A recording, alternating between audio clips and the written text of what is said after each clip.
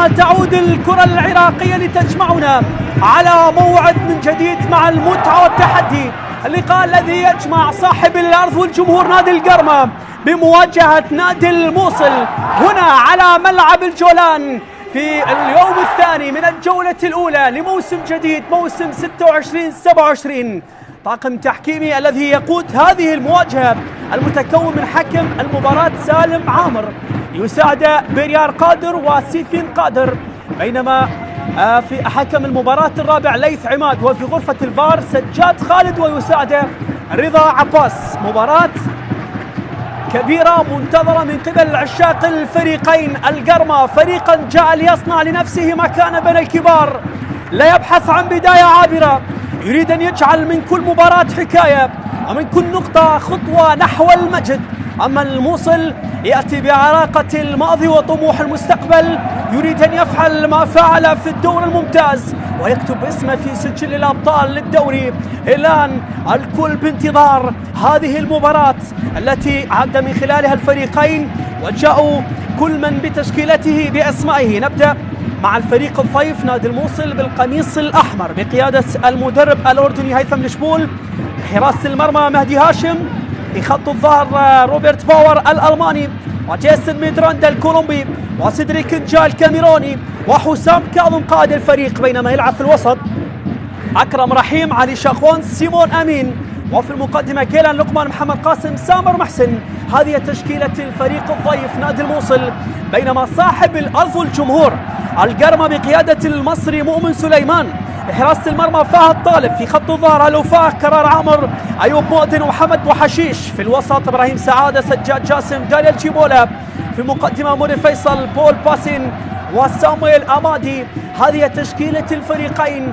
بالقمصان البرتقالية يأتي القرمة وبالقمصان الحمراء يأتي الموصل. نحن بانتظار صافرة سالم عامر لبداية هذه المباراة المنتظرة، يأمل بأن تكون فيها الأهداف، نأمل بأن تكون حاضرة فيها المتعة، وأن تكون انطلاقة الشرارة الأولى لدور نجوم العراق في اليوم الثاني. بدأت القصة وبدأت الحكاية، وبانتظار من يكتب لنا أول السطور من أجل أن تحضر المتعة.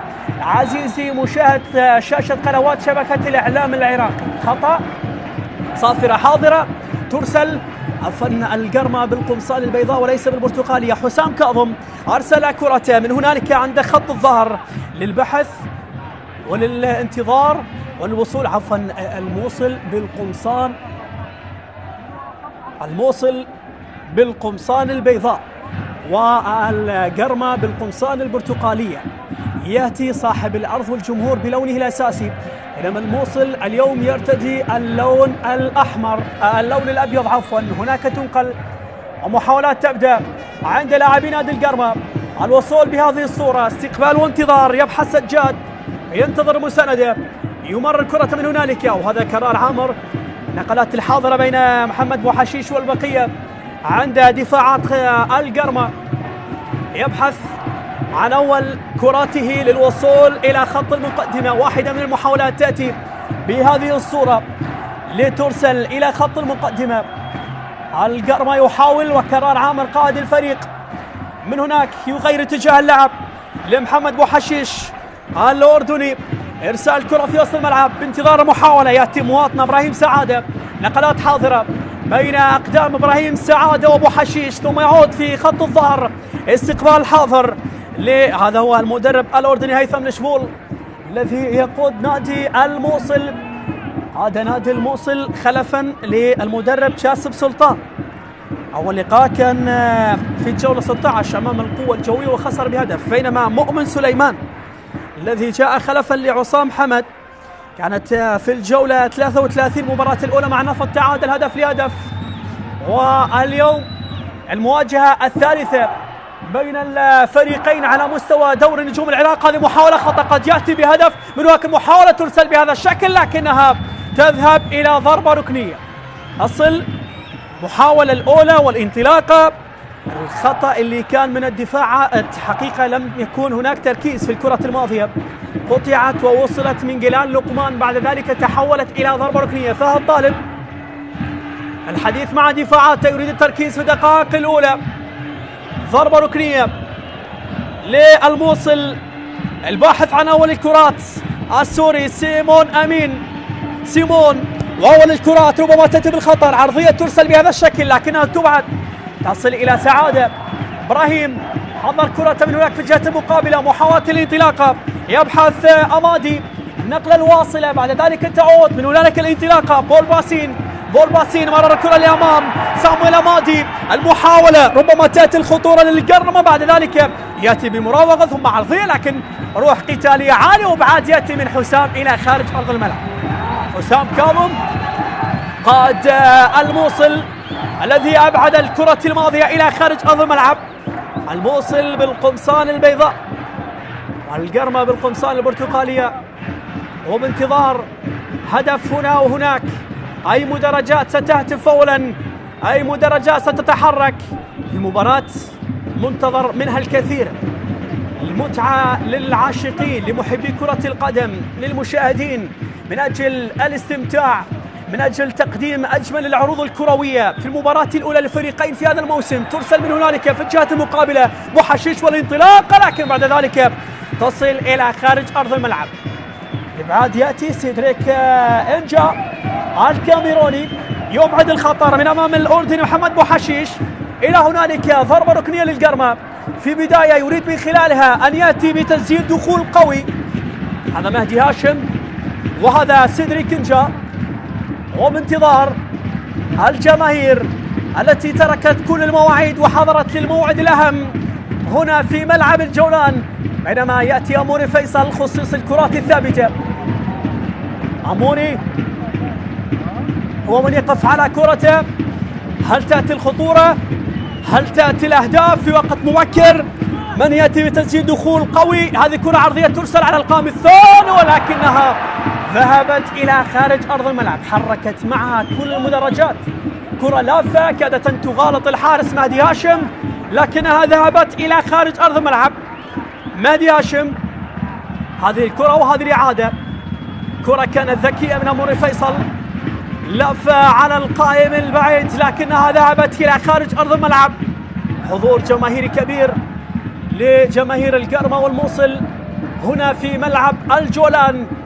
كرة أولى ترسل، عود من هناك مع كرار عامر، كرار يعيد كرة أيوب مودن، قطعت إلى الموصل، محاولات حاضرة وسط الملعب، إمكانية التسديد لكنها ذهبت من علي شاخوان.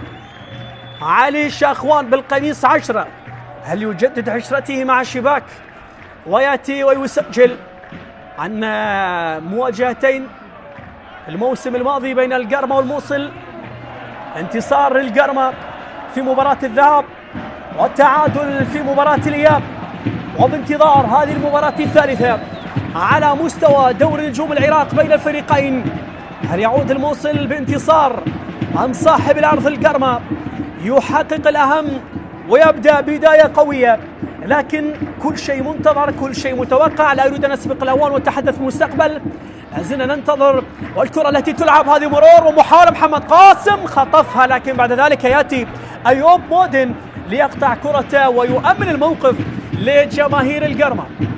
حذاري من الأخطاء في مناطق الظهر. قبل قليل محمد قاسم خطف كرة لكن لم ترسل. شاخوان حضر كرة من هنالك يوصلها إلى سامر، يأتي بكرة عرضية محمد قاسم لكنها لم تأتي.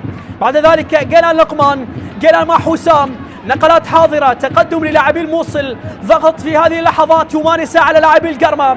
حذاري من الأخطاء الدفاعية، لكن بعد ذلك ينجح جوسن ميدراندا، تصل إلى حسام كاظم، أرسل كرة أمامية. علي شاخوان دينامو الفريق في خط الوسط ومولد الكرات والرابط الحقيقي بين الدفاع والهجوم من أجل اصطحاب الكرات من الخط الخلفي وإرسالها لخط المقدمة، لكن تنقل بهذه الصورة إلى هناك في الجهة المقابلة، حيث محمد بوحشيش المحترف الأردني يعود بكرة مع كرار عامر.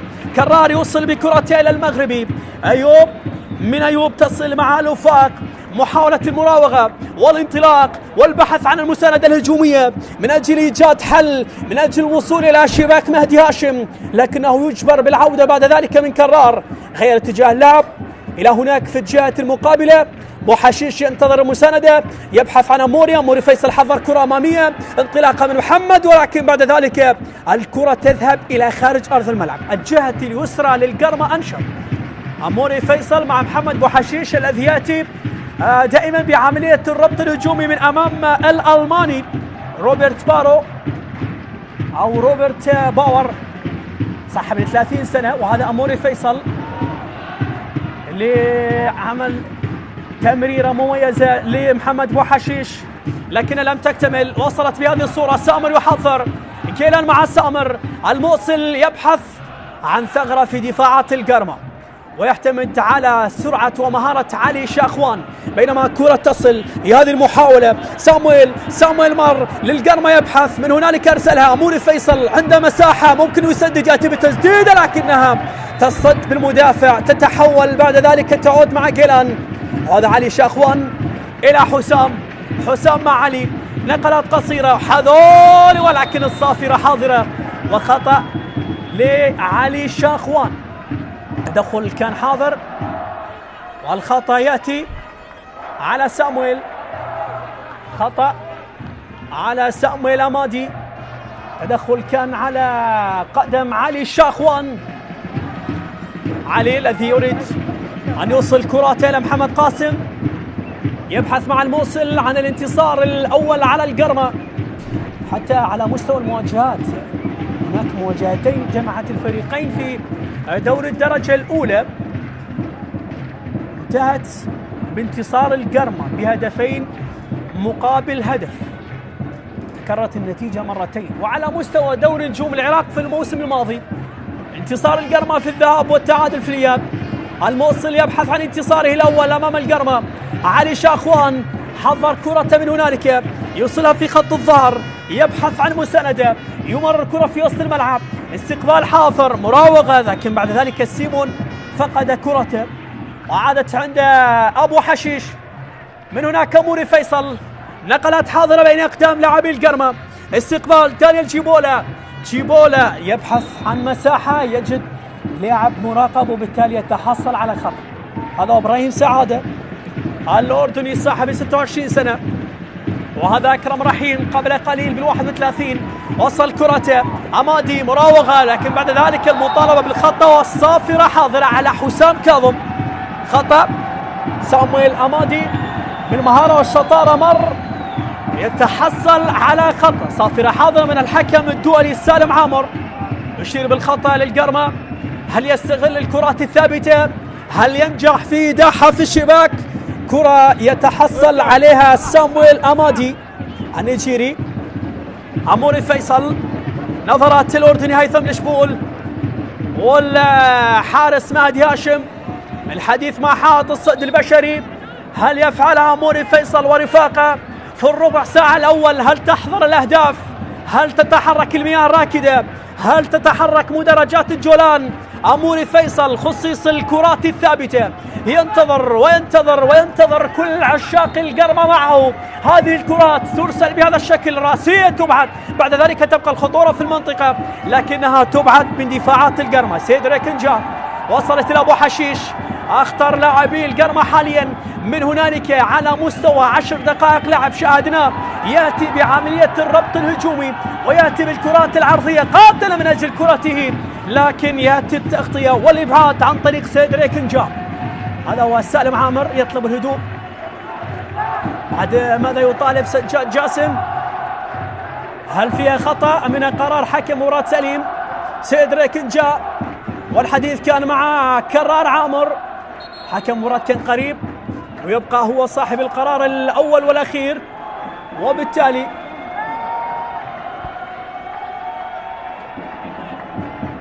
هذا هو سالم عامر والحديث مع هناك في غرفة الفار مع سجاد خالد. لا وجود لأي مخالفة. جماهير القرمة التي كانت تنافس بأن يأتي هدف من كرة أموري ثابتة لكنها تحولت إلى ركلة مرمى ترسل بهذا الشكل، راسية تبعد، بعد ذلك تأتي الصافرة والخطأ في وسط الملعب. الموصل يبحث عن فرصة طبعا الموصل انهى الموسم الماضي في المركز 13 برصيد 47 نقطة، بينما القرمة انهى الموسم الماضي بالمركز الخامس برصيد 65 نقطة. تماس جيلان لقمان ارسل كرة وسط الملعب، علي شاخوان، شاخوان يعيد كرته من هناك، النقلات الحاضرة سيدريك مر، او هذا جوستن ميدراندا يغير اتجاه اللعب من هنالك، قالت على سيدريك الكاميروني. وسط الملعب سعادة مع مواطنه محمد بوحشيش، ارسل كرة بهذا الشكل يبحث من خلالها عن المهاجم بول باسين، باسين القادم من الدوري المغربي. نقلات حاضرة في وسط الملعب عند لاعب الموصل، ضغط يمارس لاعب القرمة في هذه اللحظات من اجل افتكاك الكرة، وكرة ترسل من هنالك الى اموري فيصل.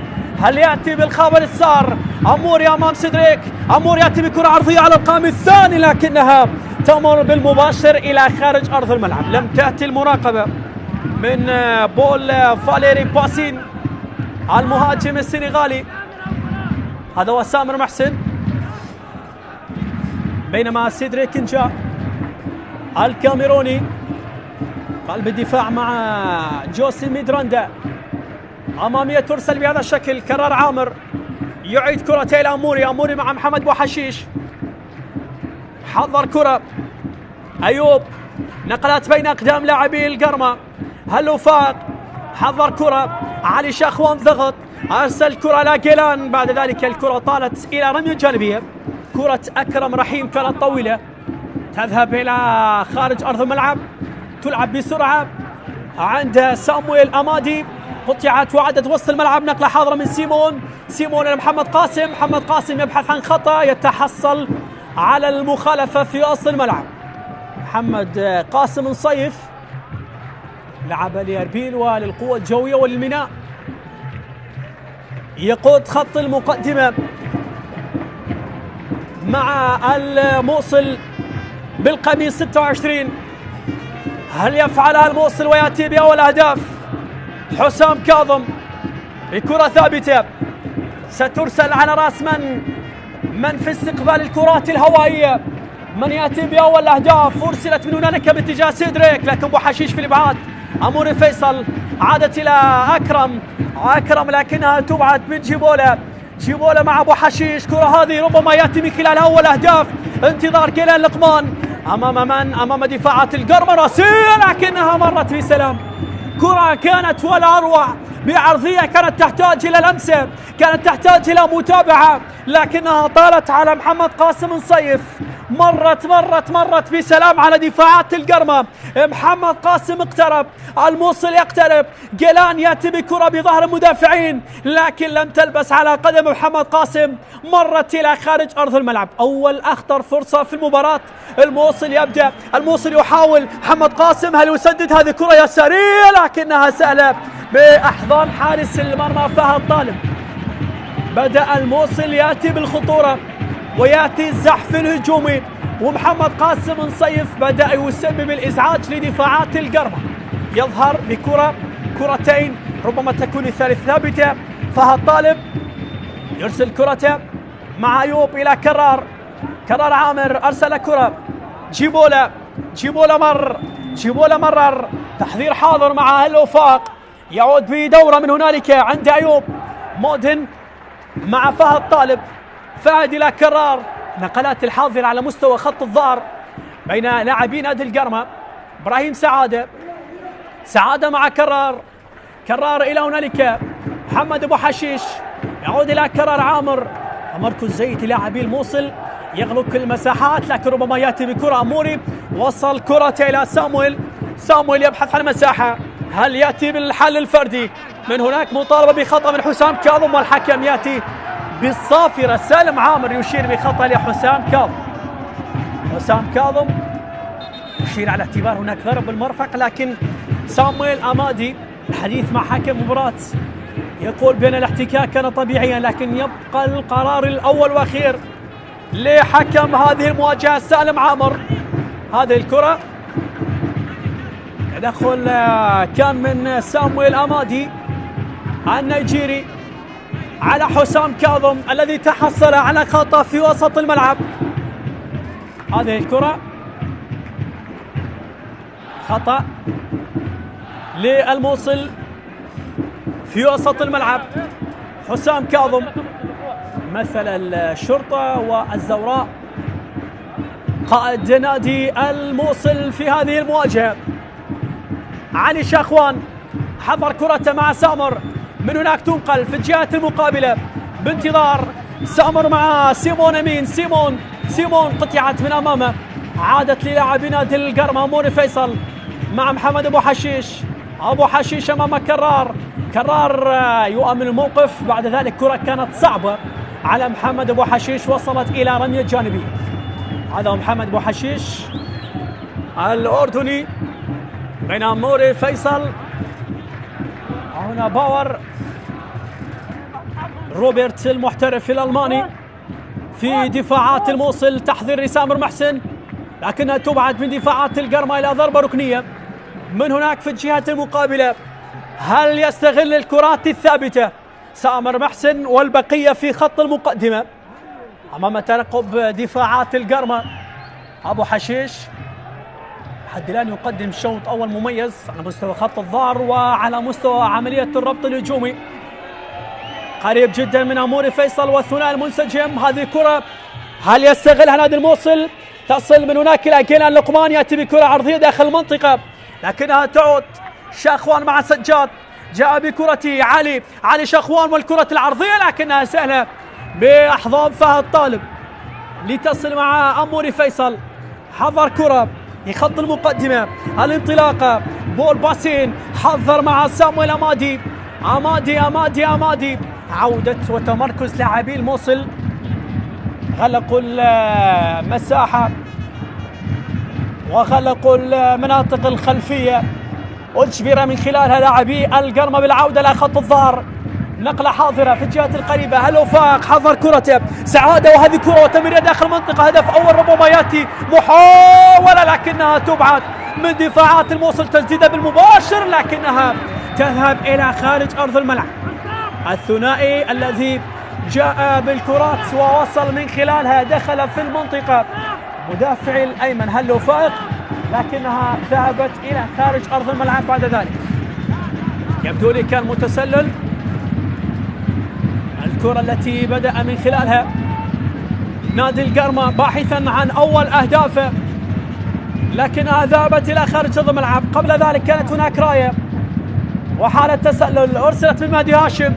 أموري فيصل، أموري مع أبو حشيش، أمادي يحاول لكنها تقطع وتعود عند مهدي هاشم. مهدي كرة أمامية وطويلة، تحضير من جيبولا يعود إلى أيوب مودن إلى فهد طالب. فهد قريب منا كرار عامر، كرار يبحث عن لاعب خالي من الرقابة، يبحث عن لاعبي الوسط، لم يجد الحل. يعود من هنالك مع محمد أبو حشيش. النقلات الحاضرة بالكعب ممتازة، كانت لقطة فنية من أموري وصلت إلى إبراهيم سعادة. الأردني من هناك يحاول يبحث عن أول الابتسامات وأول الكرات للقرمة لكنها ذهبت إلى خارج الملعب. راسية كانت رائعة، راسية كانت من سامويل أمادي لكنها ذهبت إلى خارج الملعب. البداية كانت من أموري ثم سعادة، وبعد ذلك لن تأتي السعادة والأفراح للقرمة، تتأجل إلى شعار آخر يا مؤمن سليمان. هذه الكرة المتقنة، هذه الكرة العرضية الرائعة على رأس سامويل أمادي لكنها ذهبت إلى خارج أرض الملعب. حديث كان مع جوستن نيدراندا، وهذه كرة ومحاولة من هناك يبحث بول باسل لكن كرة سهلة كانت بأحضان مهدي هاشم. نوعا ما استعجل بول باسين في الكرة الماضية، سرق الدفاعات، وجد المساحة الكافية، مر لكنه استعجل في الكرة الماضية. لاحظ كيف سرق دفاعات الموصل، سدد بهذا الشكل، جاءت بأقدام حارس المرمى مهدي هاشم، ثم بعد ذلك يؤمن الموقف ويأتي بالقبض المحكم. مهدي هاشم ينقذ الموصل من أول أهداف القرمة. بدأت تحضر المساحات وبدأت تحضر الفرص والخطورة حاضرة، لكن أبرز غائبي هذه المباراة حتى الآن هو الهدف. صلنا الدقيقة 23 يا من تتابعون شاشة قنوات شبكة الإعلام العراقي في كل مكان. لحد الآن القرمة والموصل حبايب من دون أهداف، بانتظار من سيأتي بكتابة السطر الأول في هذه المباراة. هل يفعلها أموري فيصل ورفاقه؟ أموري مع جيبولا، يعود في دورة مع أيوب مودن، أيوب مع أموري، وأموري لسجاد، ثم من هناك تنقل سعادة، يبحث عن سجاد، وصلت إلى جيبولا، جيبولا إلى أموري، أموري فيصل مع من؟ القرمة يبحث عن ثغرة في دفاعات الموصل، يجد سجاد، سجاد ينتظر القادمون من الخلف، قطعت من سجاد، وصلت إلى شاخوان بذكاء، يتحصل على خطأ علي شاخوان في وسط الملعب. سجاد جاسم غير راضي، مؤمن سليمان مدرب المصري الذي يقود القرمة، وهذا علي شاخوان سبق ولعب للقوة الجوية ولعب لأربيل. علي شاخوان لتحصل على خطأ في الكرة الماضية. حكم المباراة يمنح الفريقين دقيقة من أجل تناول جرعة من الماء، بينما هنا مؤمن سليمان يأتي بالتوجيهات. مؤمن سليمان صاحب 52 سنة، بطل كأس السوبر مع الشرطة، بطل كأس العراق مع الشرطة ومع القوة الجوية، وبطل الدوري مع الشرطة. هل يفعلها مع القرمة ويأتي بلقب للبيت البرتقالي؟ مؤمن والحديث مستمر مع لاعبيه، بينما من هناك هيثم الشبول صاحب 51 سنة، أيضا درب الشرطة والديوانية ونفط ميسان. أول مباراة كانت له مع الموصل في الجولة 16 من الموسم الماضي، خسر المباراة الأولى أمام القوة الجوية بهدف مقابل لا شيء. قاد الفريق في الموسم الماضي هيثم الشبول في 23 مباراة، فاز ب6 وخسر ب6 وتعادل ب11 مباراة. بينما مؤمن سليمان قاد الفريق في الموسم الماضي ب6 مباريات، فاز ب3 وتعادل ب3. هذه كرة بول باسين التي أهدرها، وقف مع كل لاعبي القرمة، كانوا بانتظار أول الأهداف، كانوا بانتظار الفرحة. ومؤمن سليمان أحصاء من المدرب المصري، لا يريد أن يخسر المباراة الأولى، لا يريد أن يفتتح الدوري بهزيمة، يريد النقاط الثلاث ويريد أن يبدأ بداية ناجحة.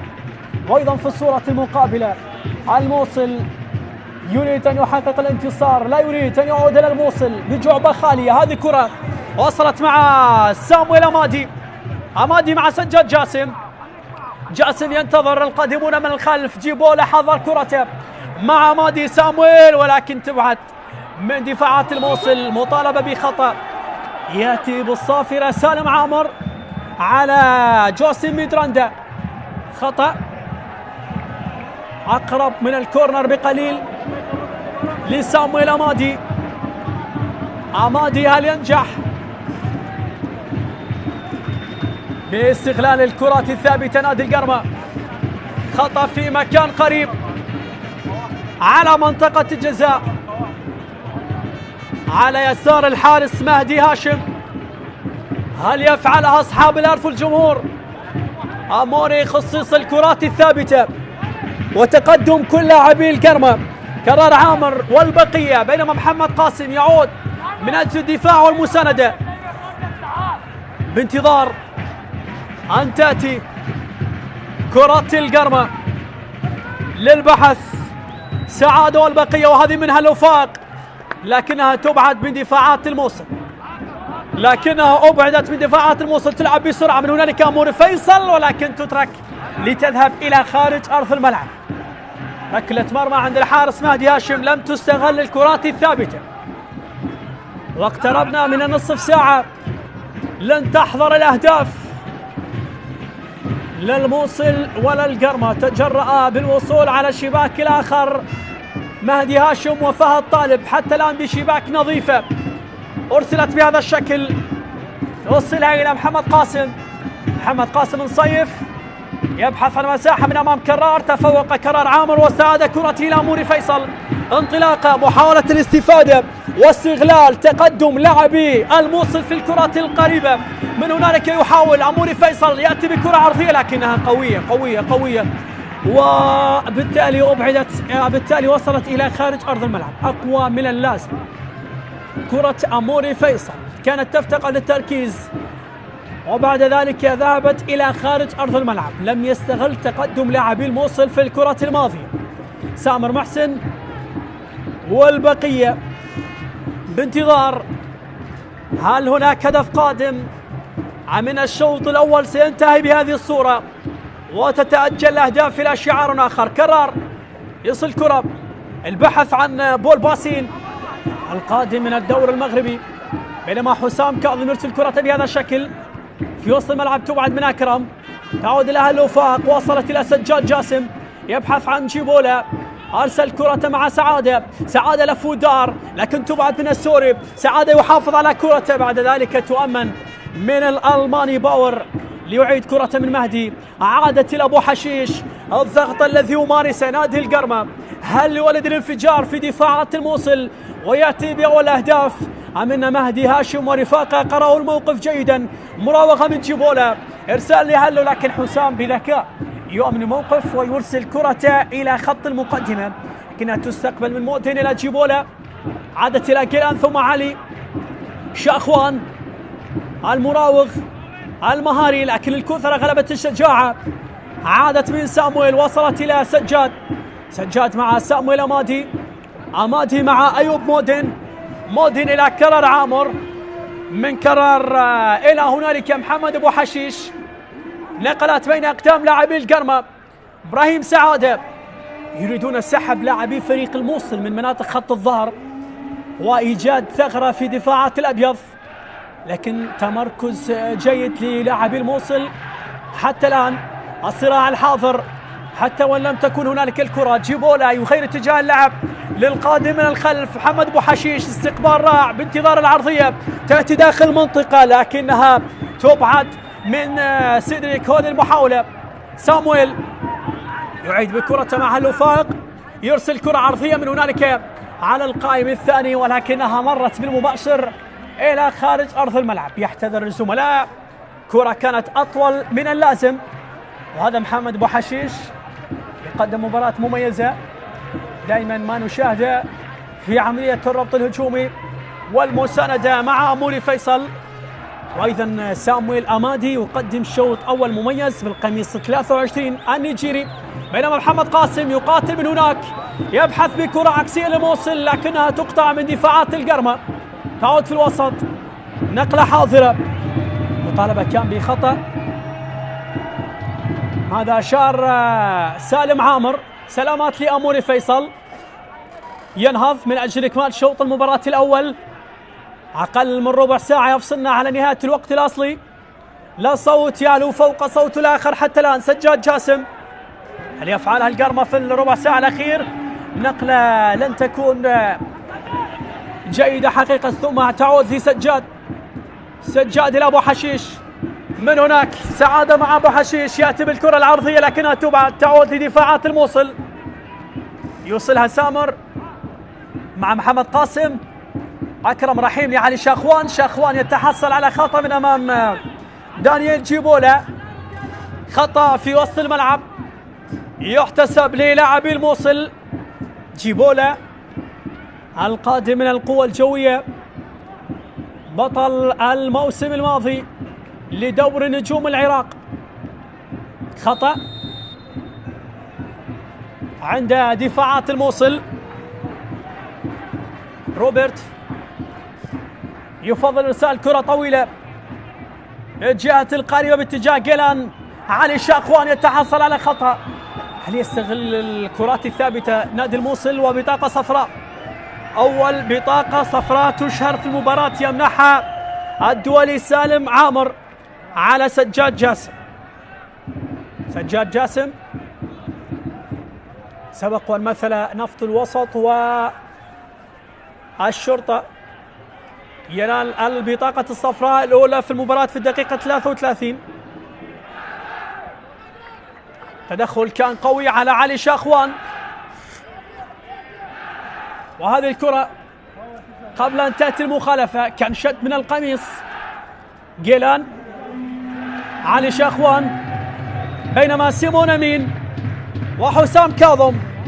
سيمون المحترف السوري، حسام كاظم يأتي بكرة داخل المنطقة، محاولة تسديد ولكن بعد ذلك تبعد من دفاعات القرمة لتعود من شاخوان إلى سيدريك. أمامية أرسلت، عادت من بوحشيش وسط الملعب، البحث عن أول أهداف محمد، لكن لم تصل إلى محمد قاسم، بل تعود في وسط الملعب. علي شاخوان حضر كرة سيمون إلى هنالك بانتظار سيدريك نجان، يأتي بالكرة العرضية. سيدريك يعود في وسط الملعب، يبحث مع سيمون أمين بالكعب، تصل من هنالك محاولة داخل المنطقة لكن تبعد من دفاعات القرم. يأتي بالوقت المناسب ويبعد الخطر كرار عامر من أمام سامر محسن. هذا هو سامر اللي أراد أن يرسل كرة عرضية لمحمد قاسم، لكن تدخل في وقت مناسب وابعاد الكرة من القائد كرار عامر. ركنية لأبناء الموصل من هناك على يسار الحارس فهد طالب. هل تأتي الأخبار السارة؟ هل يأتي الهدف الذي يحرك المدرجات والانتظار حتى 35 دقيقة؟ الكرات العرضية هل تكون هي الحل؟ هل يأتي صاحب الرأس الذهبي ويفتتح التسجيل في الدقيقة 35 أم سيتأجل شعار آخر؟ كرة ثابتة، كورنر من هنالك للموصل. الكرات الثابتة ربما تكون هي الحل لكنها لم تستغل، تبعد وتتحول من هناك إلى رمية جانبية. تماس بانتظار القادمون من أجل استقبال الكرات.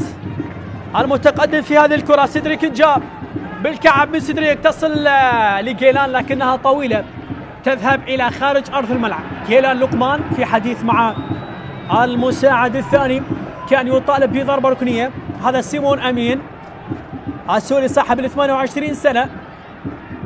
وسط الملعب إبراهيم سعادة إلى أموري، أموري مع سامويل، عودة لسيدريك، إن جاء إلى علي شاخوان، عند الكثير من الحل لكنها قطعت، عادت إلى سامويل، يعود بدورة مع هالوفاق. جيبولا يبحث عن سجاد، يعود مع هالوفاق، يعود بعد ذلك إلى أيوب مودن، ثم كرار عامر، كرار قائد نادي القرمة إلى هنالك محمد بوحشيش، ينتظر مواطنه اللي هو إبراهيم سعادة لكنه فضل العودة مع مودن وهالوفاق بالكعب. سجاد محاولة واقتراب للقرمة لكن يأتي بالتغطية المناسبة.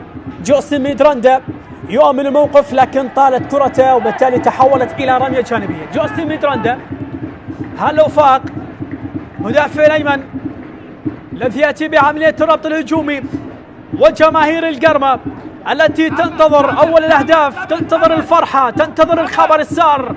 مراوغة، يأتي بكرة في وسط الملعب، استقبال من كرار، طلب الكرة من هناك محمد بوحشيش طويلة وبالتالي ذهبت إلى خارج أرض الملعب، رمية جانبية. كرار عامر، تماس، الكرة كانت طويلة على محمد أبو حشيش.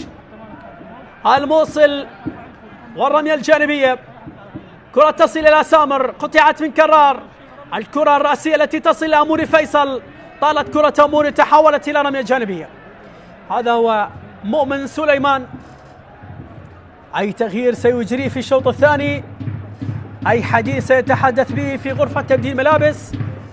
وصلت بهذا الشكل البحث عن قلب الهجوم بول باسين لنادي القرمة، لم تصل له الامدادات ولن يرتوي عطشه التهديفي. تعود مع أيوب مودن، أيوب، إبراهيم سعادة إلى أموري فيصل، أموري يبحث عن مساحة، يأتي بكرة في الجهة القريبة.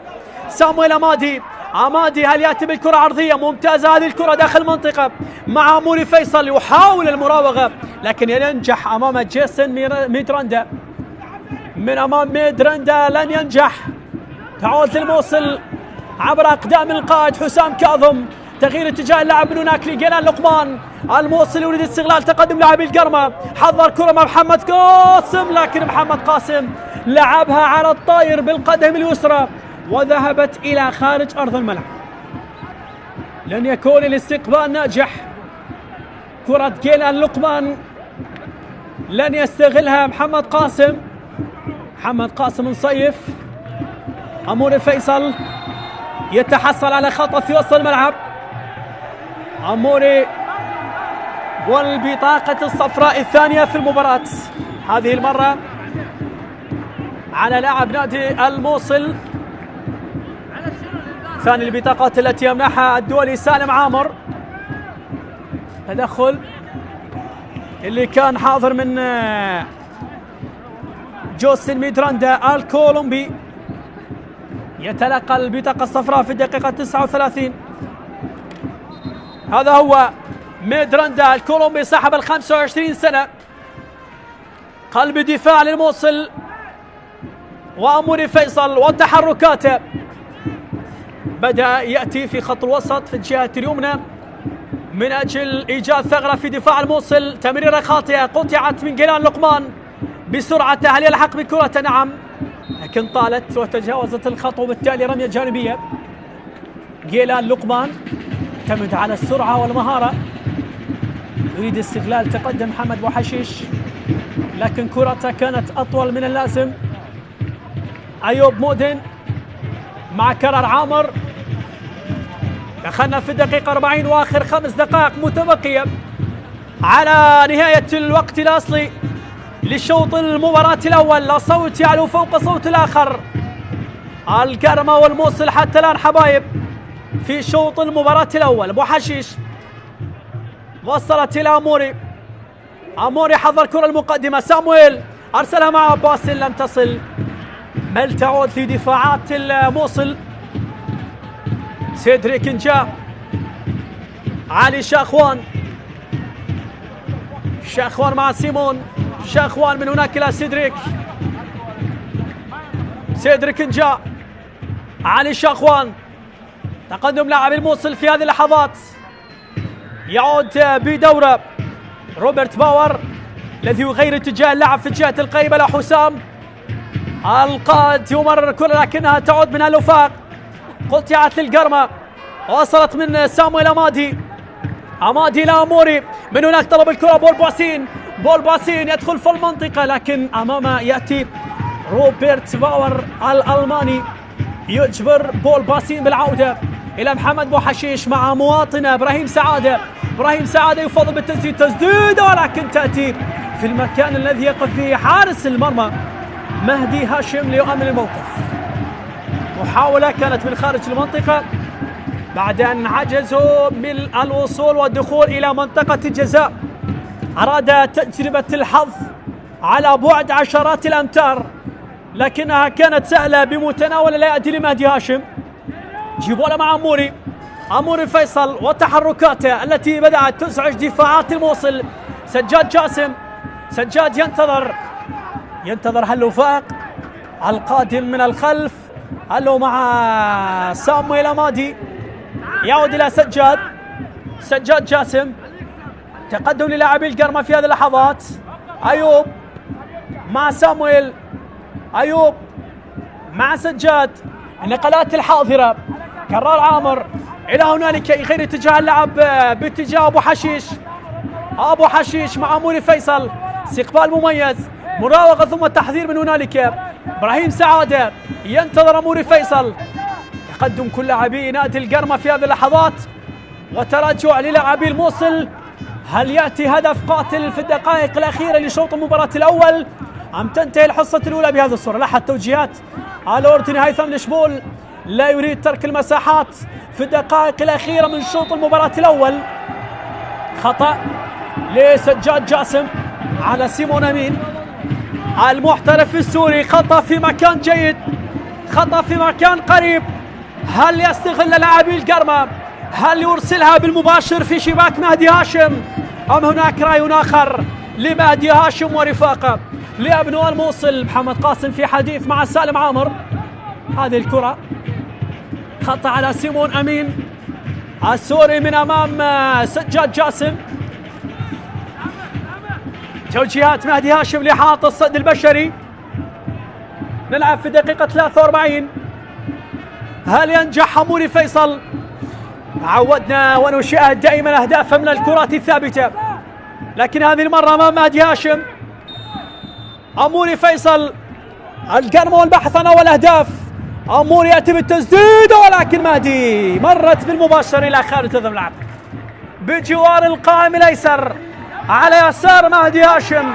أراد أن يغالط الجميع لكنها ذهبت إلى خارج أرض الملعب. هذه كرة عموري فيصل كانت ذكية لكنها مرت بجوار القائم الأيسر على يسار مهدي هاشم الذي كان في عتب مع زملاء في حائط الصد البشري، تركوا له هذه المساحة التي سدد من خلالها. عموري فيصل أراد أن يرسل كرة بالمباشر لكنها لن تأتي بالأهداف.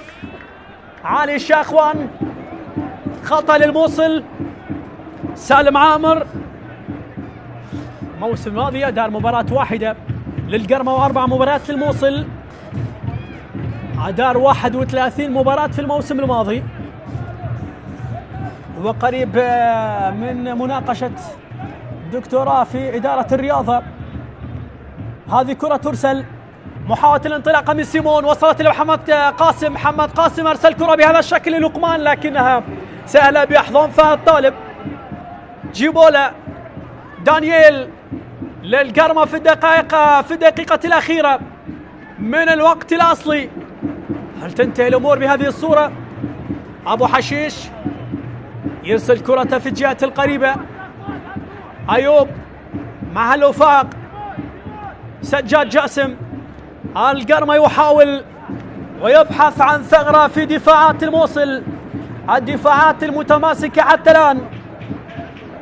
عموري بدأ يتحرك في وسط الملعب على عكس بداية الشوط الأول من هناك في الجهة اليسرى. أبو حشيش بجوار جيبولا. دانييل. عموري فيصل. عموري والبحث عن الثغرة في دفاعات الموصل.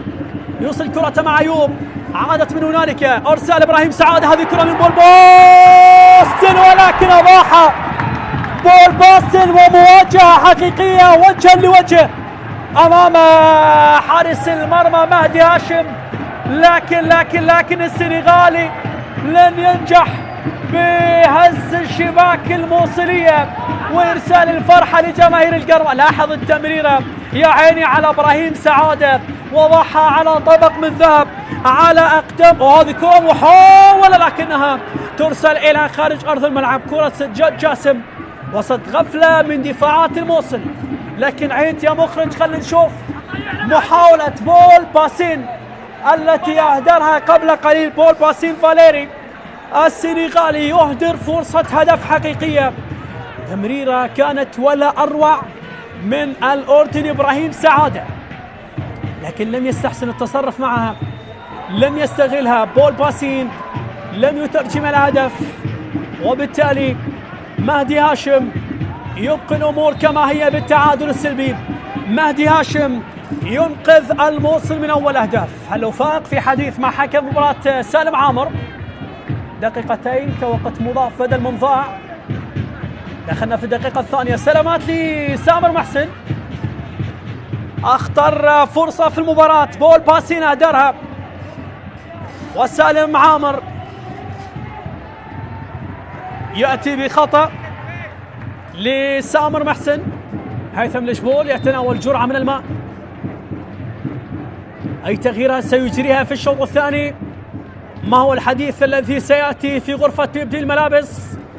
هل يتغير من وضع الموصل وتحضر الأهداف في الشوط الثاني، بما أن الشوط الثاني ودعا شوط المدربين بانتظار أي منهما سيكون العقل المدبر لقراءة الموقف وما ينقذ فريقه في الشوط الثاني؟ هكذا. هل أتت الصافرة؟ سالم عامر ماذا يشير؟ حماس أم خلاص انتهى الشوط الأول؟ بانتظار سالم عامر جماهير القرمة التي كانت تمني نفس بأن تحضر الأهداف في شوط المباراة الأول، لكن مهدي هاشم كان له رأي آخر. نعم، أتت صافرة نهاية شوط المباراة الأول من الدولي سالم عامر. هذه أخطر فرصة في المباراة، مهدي هاشم كان في المكان المناسب. إذن ينتهي شوط المباراة الأول بالتعادل السلبي ما بين القرمة والموصل. لا تذهبوا بعيدا، سنعود بعد فترة ما بين الشوطين.